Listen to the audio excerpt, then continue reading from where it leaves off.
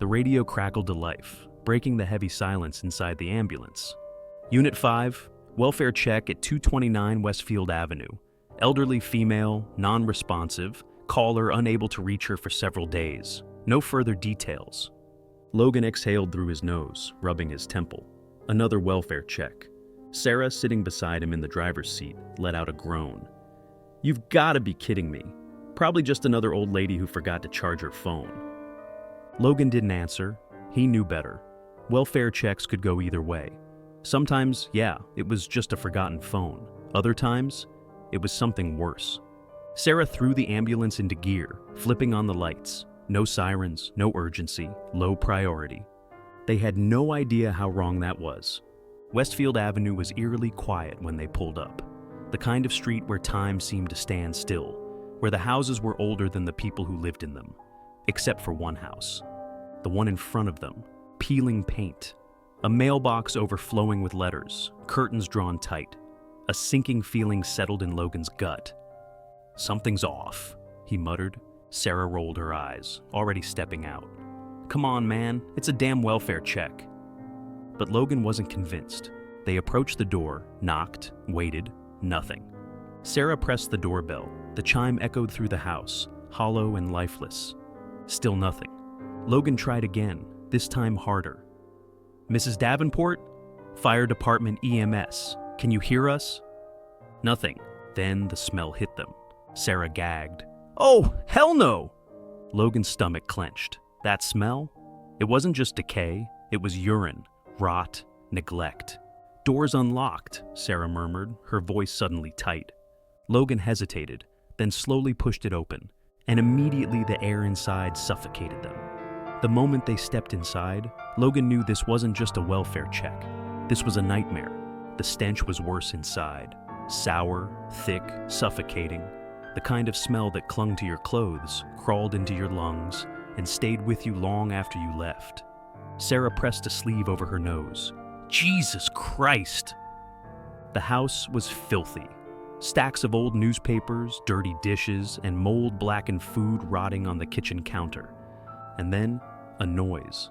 A faint, wheezing breath. Logan's head snapped toward the living room. "Over there!" They rushed forward, boots crunching over discarded wrappers and broken glass. And then they saw her.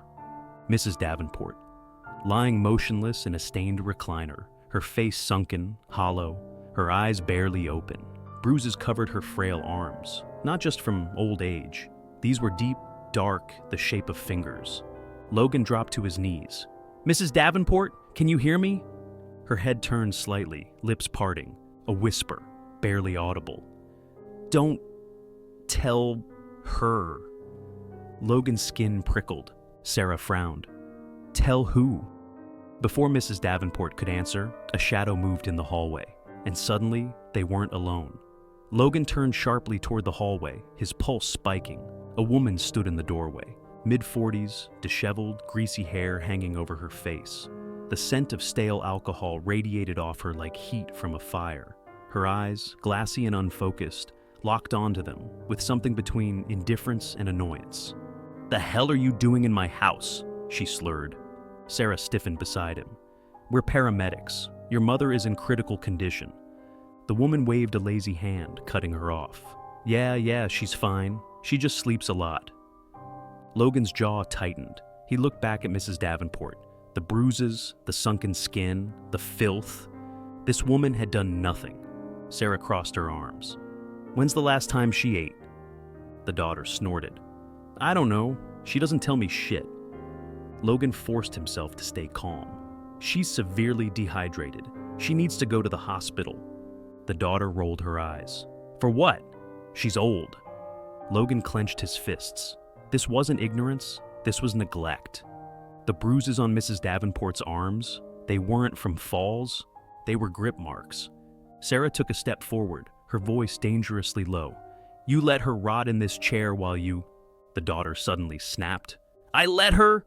Her face twisted with fury. "Do you know what it's like taking care of someone like her? She's a burden. She doesn't even thank me." Logan's stomach turned. He had seen some ugly shit in this job, but this? This was a different kind of sickness. A deep pit of rage settled in his chest. "We're taking her," he said, voice firm. "Now." The daughter shrugged. "Do whatever the hell you want. She's not my problem anymore." Logan gritted his teeth. "Not your problem anymore?" He turned back to Mrs. Davenport, gently taking her frail, bony hand. And that's when she whispered, "Please, don't leave me with her." Logan felt something in his chest snap. They moved fast. Logan and Sarah lifted Mrs. Davenport onto the stretcher. She let out a weak cry, her body so fragile it felt like she might break in two. The daughter didn't even look at her. She just lit a cigarette and slumped onto the couch. "Hope she dies quick," she muttered. Logan whipped around. "What the hell did you just say?" The woman smirked, exhaling a puff of smoke. "You heard me." Sarah grabbed Logan's arm before he could step closer. "She's not worth it." And Logan knew she was right, but he had never wanted to hit someone so badly in his life. They wheeled Mrs. Davenport outside, loading her into the back of the ambulance. "BP's dropping," Sarah muttered, hooking her up to the monitor. "She's fading." Logan grabbed the radio. "Dispatch, we're en route, requesting advanced life support. Patient is crashing." No time to wait. They hit the sirens and floored it. Inside, Logan held Mrs. Davenport's hand as Sarah started fluids, trying to get her just enough strength to survive the trip. Her breath hitched, her fingers weakly squeezed his, and then her body convulsed. The monitor screamed, "Flatline." "No, she's coding!" Sarah grabbed the defibrillator, her hands moving fast. "Charging! Clear!" Shock. Nothing. Logan started compressions, pressing down on her brittle chest, feeling ribs crack beneath his hands. 1, 2, 3, 4. Come on, come on. Another shock. Nothing. Sarah's voice was shaky now. "Logan?" "No." He kept pushing. "Not yet." He pumped harder, desperate, furious. Because this wasn't fair. Because she should have had a chance. Because someone was supposed to protect her. But no one did. And now, the hospital lights were too bright. Logan and Sarah stood outside the ER bay, watching as Mrs. Davenport's body was wheeled away. She was just another number now, another report to be filed. And that was it. That was the end of her story. Sarah exhaled, rubbing her temple. "We should call the cops, report the daughter." Logan nodded, already pulling out his phone. Somebody had to answer for this. An hour later, a uniformed officer finally arrived. A bored-looking guy in his 50s, flipping through his notepad. "Yeah, I'll check it out," he said. "But there's no evidence she did anything. Hard to prove neglect." Sarah's hands curled into fists. "Are you serious?" The officer shrugged. "She was old. People die." Logan's blood boiled. She was abused. The officer just gave them a tired look. Even if she was, the old lady's dead. No one's gonna press charges. And just like that, it was over. They sat in the ambulance in total silence. The job wasn't supposed to feel like this. They had saved so many people tonight, but not her, not the one who needed it the most. Sarah finally whispered, "We should have gotten there sooner." Logan stared at his hands, still feeling the weight of Mrs. Davenport's chest beneath them. His voice was flat. Wouldn't have mattered. And that was the worst part. Because the system, it didn't care. Her daughter, she was free to go home. And Mrs. Davenport, she was just another forgotten name. And there wasn't a damn thing they could do about it. Logan sat in the driver's seat of the ambulance, staring at his own reflection in the windshield. The street outside the hospital was quiet now, just the faint hum of the city beyond. The radio was silent. The sirens were off. There was no rush anymore. Sarah was in the passenger seat, arms crossed, her face a mask of exhaustion. Neither of them had spoken since they left the hospital, because what was there to say? Mrs. Davenport was gone, and her daughter was going to get away with it. The unfairness of it all coiled in Logan's chest like a vice. This wasn't how it was supposed to be. They were supposed to save people. They weren't supposed to be witnesses to suffering they couldn't stop. He flexed his fingers against the steering wheel, remembering the way Mrs. Davenport's frail hand had clutched his, the way she had whispered, "Please, don't leave me with her." And he had promised, silently in his own head, that he wouldn't let her die. But he had, because he was too late, because the system failed her long before he even stepped through that front door. "I'm not letting this go," Sarah said suddenly, her voice sharp in the silence. Logan didn't answer. "I mean it." She turned to him, eyes burning. "I'm filing a complaint. A report. 100 damn reports if I have to." Logan let out a humorless laugh. "And what do you think that'll do?" She gritted her teeth. "It's better than doing nothing." But was it? They both knew how this went. Mrs. Davenport was a poor, elderly woman with no one to fight for her. Her daughter would play dumb, cry to the cops, claim she did the best she could, and then she'd go right back to drinking herself into oblivion in that rotting house, never answering for what she did.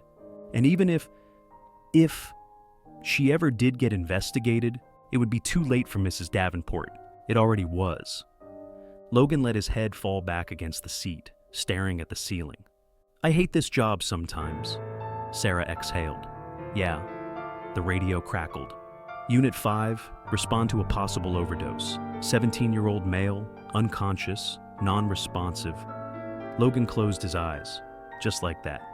No time to process, no time to grieve, just move on. He shifted the ambulance into gear, eyes still distant. Sarah rubbed at her face. "You good?" He didn't answer, because what was the point? He wasn't. And tomorrow, they'd get another call, and another, and another. And one day, maybe, it would be the one that finally broke him. Tonight just got him a little closer. Now it was too late. Sarah touched his arm. "Logan, call it." His arms went stiff, his breath locked in his chest. He looked down at Mrs. Davenport, her frail, lifeless body, her hollow eyes. His hands were still on her chest, still ready to fight, but there was nothing left to fight for. His throat tightened. His voice was barely above a whisper.